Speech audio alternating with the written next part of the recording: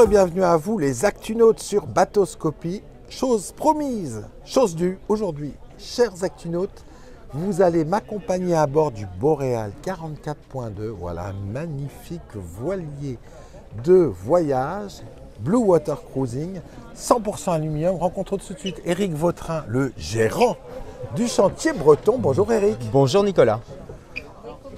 On a énormément de commentaires depuis qu'on a dit à nos Actunautes qu'ils allaient monter à bord votre voilier que l'on peut visiter sur le Grand Pavois sans rendez-vous, j'insiste. C'est vraiment l'archétype du voilier de voyage qui va permettre d'accompagner vos clients partout dans le monde. Oui, en fait, c'est devenu en effet un compromis qui est devenu une forme de référence, en tout cas dans le voilier de grand voyage dans le monde, et aussi bien en France, mais aussi à l'international. Et on a 70% de nos propriétaires qui viennent du monde entier. Et Willow, qu'on va visiter, ce Boreal 44.2, qui a été élu par les lecteurs de Voile Magazine l'année dernière voilier de l'année, est un bateau néo-zélandais, immatriculé à Auckland. Un grand marcheur. Hein. Voilà, exactement, un grand marcheur, et qui a fait un périple dans le Nord pour sa première année, et puis qui repartira au mois de février en mer Baltique et ainsi de suite, puisque nos amis néo-zélandais et australiens ne veulent pas rentrer au pays, mais veulent visiter nos belles régions. Nos belles régions. Exactement. Sachant que Boreal s'est construit en Bretagne Nord. Exactement, c'est construit à Mini-Tréguier pour être précis. C'est à côté de Tréguier, à côté de Paimpol, à côté de Perros-Guirec. Comme ça on peut le situer plus facilement. Exactement. Et donc le chantier est arrivé là-bas, là aussi pour une histoire d'hommes. Boreal a été beaucoup une histoire d'hommes et de femmes qui ont fait ce chantier. Et quand Jean-François Delvoye, l'architecte et le créateur du chantier, est revenu en fait de son périple autour du monde, avec un lien avec une fameuse navigatrice qui s'appelle Nicole van de Kerkhoff, elle lui a proposé que le meilleur endroit après son périple, pour scolariser ses enfants et retoucher terre, c'était Tréguier. Et donc voilà pourquoi le chantier est installé à Tréguier. C'est tout simple en fait. C'est tout simple, l'histoire de Boreal est très simple. Alors devant nous un 44.2, combien de modèles dans votre gamme, Éric? Alors maintenant on a 4 modèles dans notre gamme, le 44.2 et le plus petit Boreal. Alors pourquoi ne pas pouvoir descendre au-dessus? C'est pour une des grandes caractéristiques, une des caractéristiques majeures du Boreal, c'est ce doghouse. On va le découvrir, le doghouse. Exactement. Parce que ça c'est un marqueur, on le voit ici là. Et si on voulait faire un plus petit bateau, on ne pourrait pas s'asseoir dedans. C'est aussi simple que ça. Et donc le plus petit Boreal possible qui a été fait, c'était une demande d'un de nos fameux propriétaires qui a fait partie de l'aventure de Boreal, qui est Jean-François Heymann. Sa première demande, c'était Jean-François, dessine-moi le plus petit Boreal possible. Et le plus petit Boreal possible, c'est un 44 pieds. Donc après, on a un 47.2, puis un 55.2 et enfin un 70 pieds qu'on vient de mettre à l'eau il y a quelques semaines à Tréguier. Et à nouveau 55 qui arrivera? Qui arrivera pour le prochain salon nautique. Donc le prochain salon du Grand Pavois de La Rochelle, on fait tout pour être là l'année prochaine avec ce nouveau modèle. Alors, le doghouse, c'est vraiment ce qui permet de distinguer vos bateaux de très loin sur le plan d'eau aux jumelles. Oui, c'est lors de nos escales, tous nos voisins de mouillage reconnaissent qu'ils sont à côté d'un Boreal, essentiellement grâce à ce doghouse qui change en fait la vie à bord, qui change la façon de naviguer. Oui, vraiment. Enfin du confort. Non mais pourquoi vraiment, se faire mal? On oublie ses vestes de quart et ainsi de suite parce qu'en fait, on est protégé, on peut piloter le bateau depuis l'intérieur, on a juste à sortir pour régler les voiles, faire de la veille, mais sinon ça change vraiment la façon de naviguer. Alors, on va d'abord parler manœuvres. Parce que quand même, j'arrive sur le ponton et je me dis, mais c'est quoi toutes ces manœuvres rapportées au pied de mât? Et je me dis, là, c'est pas très européen ça quand même, ou alors pas très français. Alors en fait, depuis le début, les Boreal 44, 47, qui étaient les premiers modèles, ont toujours eu leurs manœuvres en pied de mât. Et puis, donc, qu'est-ce qu'on manœuvre en pied de mât? On va manœuvrer les drisses, on va manœuvrer les prises de riz, on va manœuvrer aussi la dérive centrale. D'accord. Parce que c'est un bateau à dérive. Parce que c'est un bateau à dérive qui a une particularité, c'est pas un dériveur intégral, c'est-à-dire on ne va pas poser le bateau sur sa coque. C'est un dériveur lesté avec un embryon de quille sous le bateau qui permet d'y loger et d'abaisser le centre de gravité et d'y loger à la fois le lest mais aussi la dérive centrale et une partie du réservoir de gasoil. Et cette gestion des poids. Gestion des poids, centralisation des poids, confort, voilà, c'est vraiment des objectifs qu'on cherche tous les jours à atteindre. Donc du coup, sur ces bateaux-là, on a mis toutes les manœuvres en pied de mât. Et puis on a aussi fait évoluer sur une demande aussi de propriétaire avec dans l'histoire de un 47.2 avec qui est un peu différent. Qui est un peu différent parce qu'il a 2 postes de barre à l'arrière et du coup à travers des petites goulottes le long du salon on a pu ramener l'intégralité des manœuvres à l'arrière à l'allemande. Et donc du coup prise de riz 1 et 2, les drisses, la manœuvre de la dérive centrale, on a tout ramené à l'arrière. Et après il y a des philosophies de navigation très différentes. Ça c'est anglo-saxon quand même. Ça c'est très anglo-saxon. 70% des ventes voilà, ça plaît comme ça. Mais ils commencent aussi à goûter, on a des confort, Canadiens, des Américains qui ont craqué pour le 47.2 avec 2 postes de barre parce qu'il faut bien avouer que c'est quand même de pouvoir piloter le bateau de l'arrière, c'est vraiment bien. Voilà. Alors il y a une chose aussi qui est étonnante, Eric, sur vos bateaux, c'est que c'est du full aluminium, chers amis, vous l'entendez, mais alors le travail de finition du roof, du doghouse, du pont, on ne se rend pas compte que c'est de l'aluminium. Ça ressemble à du composite, c'est parfaitement fini. Alors là, vous avez un choix technique, vous avez choisi le meilleur. Là. Ouais, alors on a fait un choix sur la peinture. Vous ne simplifiez pas la vie là-dessus. Non, on ne se simplifie pas la vie, mais en tout cas, et on y passe du temps, puisque en fait le bateau va être peint, va recevoir 12 couches sur le pont, 7 couches sous la ligne de flottaison. C'est all grip, ça. Voilà. Et du coup, l'intégralité ensuite du bateau va être mise avec cet antidérapant. Et on a cette qualité de peinture qui fait laquer. Et tout ça, c'est du travail. C'est du travail de 12 couches. Et donc voilà, en tout cas chez Boréal, on tient à ça, on veut cette qualité-là. Et donc ça passe en effet à Pont-l'Abbé. Exactement. Pardon. Et donc les bateaux sont envoyés là-bas pour avoir la meilleure peinture possible. C'est magnifique en fait. Oui, mais c'est comme ça aussi que qu'on a la fidélité de nos propriétaires qui sont contents de leur bateau. C'est un vrai très très bel objet. Voilà. C'est un très très bel objet. 100% aluminium et ça c'est important pour vous, Eric. Oui, alors ça va très très loin le 100% aluminium. Vous pouvez le voir, Nicolas, ça va même jusque... Même la plateforme de bain. Oui, mais même vous voyez le présentoir ici, tout est en aluminium. Pas fait attention, tout est en aluminium. Voilà.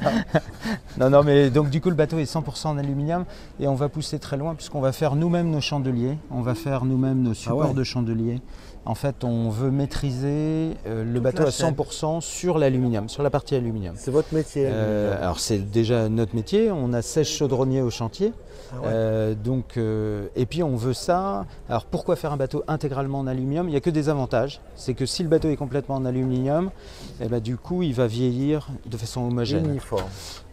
Si on rajoute des éléments autres, oui, ça ne vieillit pas de la même façon, il n'y a pas la même dilatation, il n'y a pas le même vieillissement.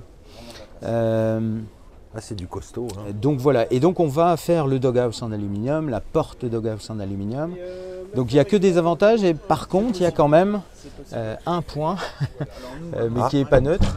C'est quoi le point qui n'est pas neutre, Eric? Dites-nous tout, ça reste entre nous. Ça reste entre nous, c'est que ça va nous poser quelques complexité pour continuer à construire le bateau. C'est que pour construire le bateau, nos salariés vont rentrer par la porte. Et en fait, Et ils ne pourront rentrer faites que par la porte. l'aménagement bateau ponté.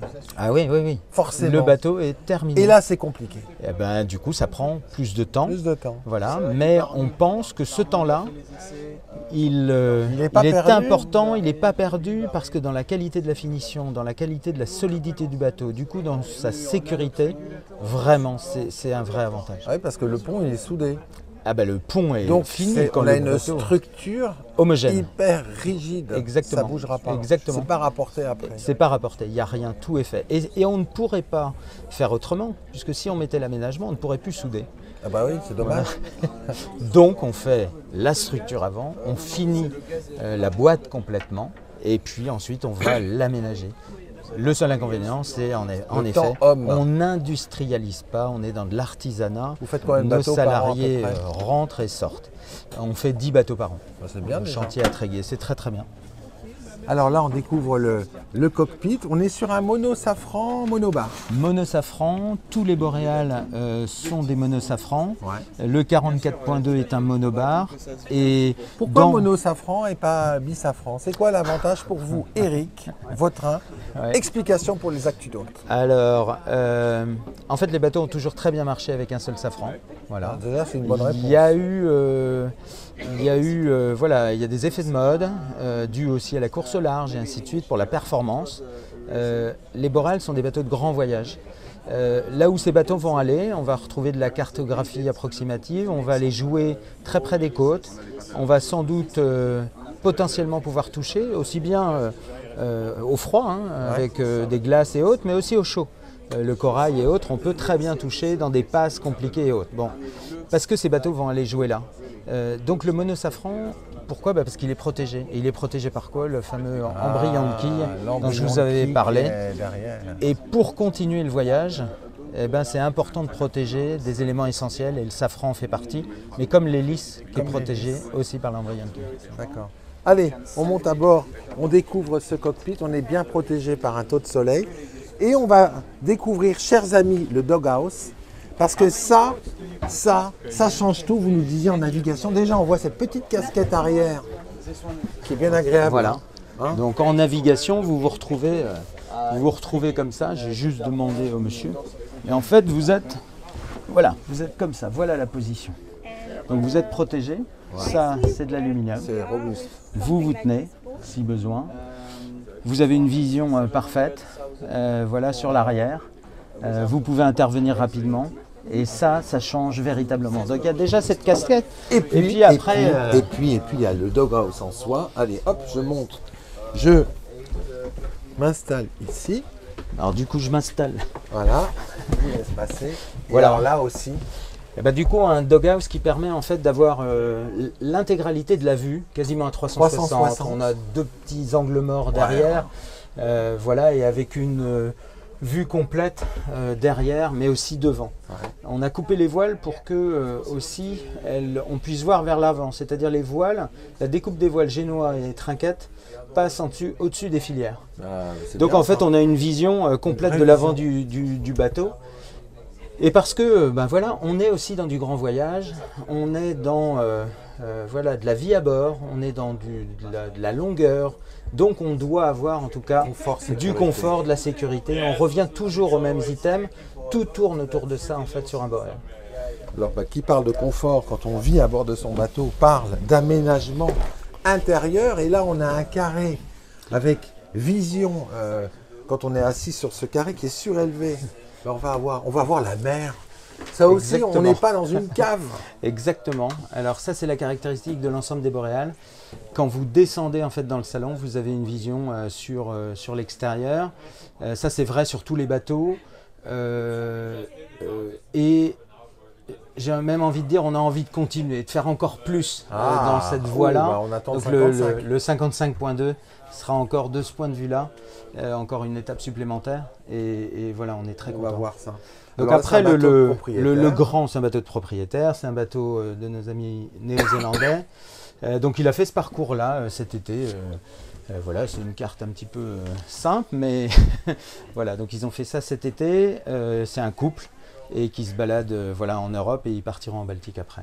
La cuisine est sur avant tribord. Exactement. On peut se caler à la gîte, il y a tout ce qu'il faut en termes de froid, mais pas que. Là, on va avoir la salle de bain de jour.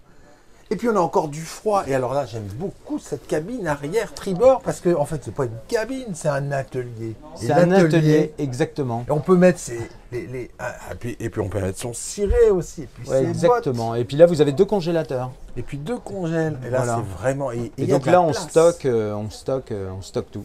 On stocke tout. Arrière bâbord, une cabine invitée. Hop, hop, hop. Je me faufile. Donc une cabine invitée avec un grand lit. Avec un grand lit et du chauffage. Et puis là, vous commencez à voir le chauffage. Donc là, on pourra en parler aussi. On a compris que c'était un bateau de voyage quand on voit du chauffage comme ça. Et puis quand on voit l'autre chauffage ici, là, on a compris qu'au mouillage. Eh ben, au mouillage, on a un petit poêle. On a un poêle. Voilà, on a un petit poêle. Et comme à la maison. Comme à la maison. Et on va se servir en fait du gasoil qu'on a dans le réservoir principal pour l'envoyer dans un réservoir secondaire. Et puis par gravité, il va tomber, il va brûler dans ce petit poêle. À ne pas utiliser en navigation, c'est pas fait pour ça. Parce qu'en navigation, il y a du Webasto. Eh ben exactement. Et vous l'avez vu derrière, vous l'avez pris juste avant. Ouais. Il était là où vous avez filmé, dans la soute arrière. Ouais. Bon, là, c'est une chaudière, voilà, qui est sur le même réseau de radiateurs central, avec du glycol qui vient et qui va emmener en tout cas la chaleur dans les différentes cabines. Donc on a 3 radiateurs et ici par radiation ça chauffe ici. Excellent. Donc on peut mettre le bateau, quand il fait 2 degrés dehors, on peut être à 25 degrés à l'intérieur. Qu'est-ce qu'on a comme isolation? Alors ça c'est une autre... Aluminium égale pas d'isolation. Ouais, on peut dire aluminium égale condensation. Ouais. Et donc pour empêcher ça, il y a 2 solutions. Et donc on applique ces 2-là parce que ça nous semble essentiel. Déjà l'isolation. Donc 2 étapes d'isolation chez Boréal. On projette du liège et puis on va mettre aussi de la mousse, voilà, styrodure partout. Donc c'est pour ça que vous voyez cette largeur ici. Cette épaisseur. En fait, cette épaisseur-là est due en fait à l'isolation intérieure. Donc si on enlevait les vaigrages là, on ne peut plus passer un doigt. Tout est complètement isolé. Le pont comme la coque. Et aussi l'avant et l'arrière du bateau, puisqu'on a une cloison étanche à l'avant, une cloison étanche à l'arrière.